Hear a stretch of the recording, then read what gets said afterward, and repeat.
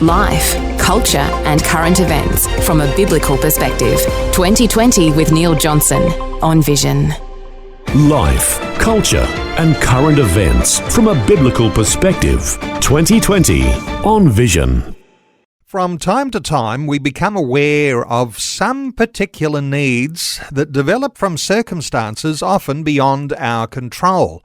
One such situation has developed for the team at the Queensland Theological College in Brisbane. They're working to secure the future of their theological training in Queensland since the Queensland Presbyterian Church was drawn into receivership because of its aged care ministry, Pres Care. At the time, the sale of 3 properties fell short, leaving it unable to pay debts to a creditor.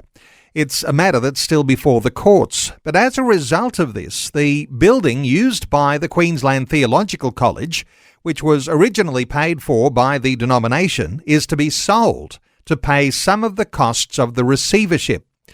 Now there's a campaign where the college is working hard to buy the building.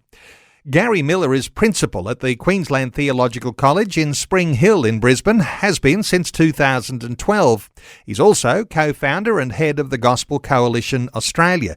Gary Miller, a special welcome along to 2020. Thanks so much, Neil. It's great to be with you. So, Gary, the college is in a bit of a pickle through no fault of your own. Yes, that's right. We were going along kind of very nicely doing what God has called us to do, seeing people strengthen in local churches and sent out across Queensland as pastors and gospel workers, and seeing people sent far beyond that. And then suddenly we faced this critical threat where our building, is about to go up for sale in the next week or so, and we need to put an offer in to try to secure it before October the 19th. You have a rich history. Give us a little description of the work and how it has developed over all these years to this point. Oh, thanks. We've been in existence for over 100 years. For much of that existence, essentially the college was here to provide ordained ministers for the Presbyterian Church. But over the last 15 or 20 years, it's become much broader and grown quite significantly. And so we train and equip pastors for all kinds of denominations and people for student ministry, cross-cultural ministry. We train city workers to be faithful members of the local church and women in local churches to serve well. So at any time, there are about 150 students, mostly from across Queensland, but a little bit wider.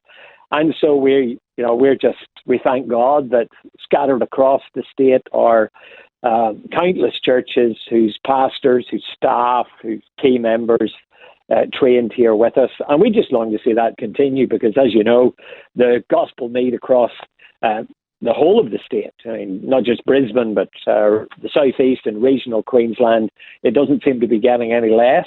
I think we need more workers, not fewer. And so we're working hard under God to try to make sure that we're still here for another 100 years and doing this part of the work of the gospel. Some might think, it's a church theological college. Why don't you just pass the hat around? There'll be a few dollars there and things will keep going. How much are we talking about here that you need to raise to make your offer effective so that you can secure the future of the college? Yes, it's hard to say that precisely, but our target is $8 million. And so far we've secured over $4 million. So we're over halfway. We continue to talk to individuals and organizations. The gifts continue to flow in from across the state, but we're still some way short.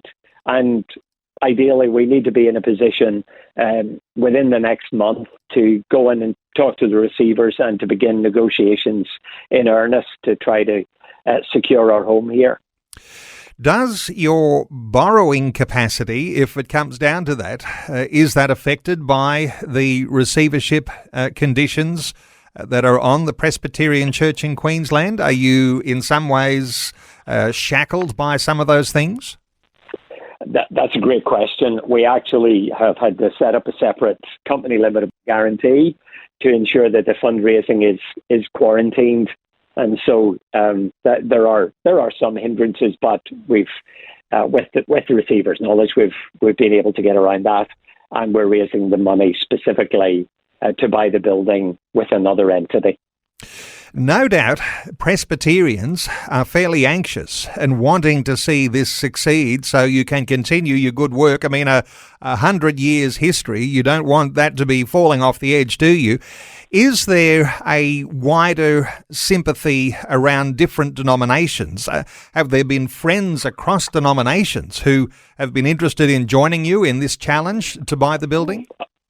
Oh, yes. We're very grateful to God for that. Less than half of our students actually go to Presbyterian churches. So we've had Presbyterian churches where they're able because of the receivership, but alongside that, Baptist churches, independent churches, Church to Christ. We've had all kinds of churches who invest in our work here, who've benefited from the training the students get, partner with us as we seek to reach this goal. So it has strangely been a very encouraging time, Neil, as we have felt, we certainly haven't felt alone and have felt the support of God's people. And I think have seen even more clearly than ever that ultimately it is the gospel that matters. It is the Lord Jesus Christ. And whilst we need to organize in particular ways, and, denominations aren't kind of evil or wrong. We've had a very strong sense of partnership in the gospel that transcends any particular label. How much value is there for people who might see themselves as sponsors? And oftentimes when we talk higher education, people who are generous benefactors, people who will even leave money in a will to a higher education institution because they recognise there is good that comes from training of those leaders. Is there that sort of sympathy in Australia that you're aware of, where people are generous to the ongoing work of higher education? Oh, I think so. And I think particularly when people manage to get a sense of what God does through institutions like ours over time.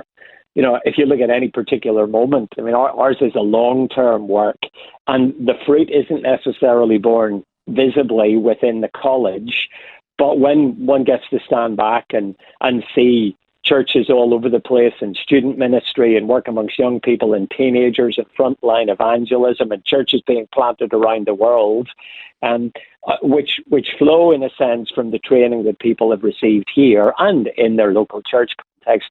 When people get that larger vision and when people are prepared to give for the long-term good of the kingdom rather than necessarily seeing results in 3 months or 6 months, then it's been our experience that God's people kind of open their pockets and their hearts. And we're very thankful that already, we have raised more than we ever thought possible through the generosity of God's people. But it's God's people realizing that a gift now is actually an investment in the work of the kingdom for many years to come.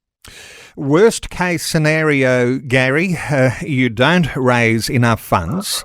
The work of the Queensland Theological College probably won't cease. You just have to find other premises. But that's a huge setback, isn't it? Because I'm imagining that your facility right now is fit for purpose. If it's been a 100-year history, you don't want to lose the value of what's grown over that century. Oh, that's right. I mean, we're somewhat laughingly calling the alternative Plan Q. Because it's not Plan B, the amount of disruption, but also with a college like ours, we're in Spring Hill, we're in the CBD. We have 30 people who work in the CBD during the day who come here on a Monday night to be trained. We move out of the CBD, we lose that. For us, we get students from the Gold Coast, the Sunshine Coast, and everywhere in between because we're 500 metres from Central Station. It's, of course, the buildings are buildings. The work of the gospel is much bigger and more powerful than any particular building. But if we move elsewhere, we know we will lose enrollments from current students. We'll take a hit. The ministry will suffer. We are committed to continuing to training and equipping people. We'll try to do that under a tree if we need to. However, government regulators may not be happy with us trying to offer a degree from under a tree, and we're just very aware of the fact that it will be, 3 to 5 years at the very least before we're even able to get back to where we are now, if in fact we ever can. So we don't want to be catastrophic. God is sovereign. He can cover all these things. But from a human point of view, the consequences of losing the building really are very severe. Well, let's hope the under-the-tree degree scenario doesn't eventuate. And you've got some friends who might be listening into our conversation today. And I guess we're talking about well-heeled friends, people who can help out in a significant way to be able to secure the future. For people who want to connect with you and to ask some more questions, to help secure the direction for the college, how's the best way to talk to you, Gary, if someone is interested in following through after our conversation today?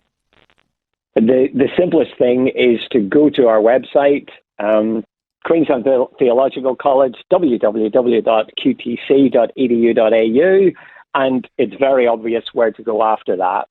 And we'll do everything that we can to give more information to help. We're just very thankful for any support at all through this process as we look to God to show us the way forward.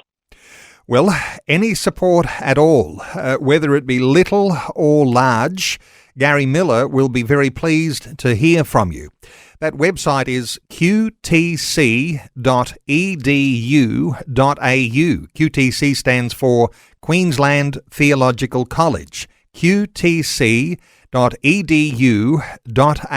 and circumstances beyond their control, and now the college trying to secure the building that they've been in and the work that began over 100 years ago into the future.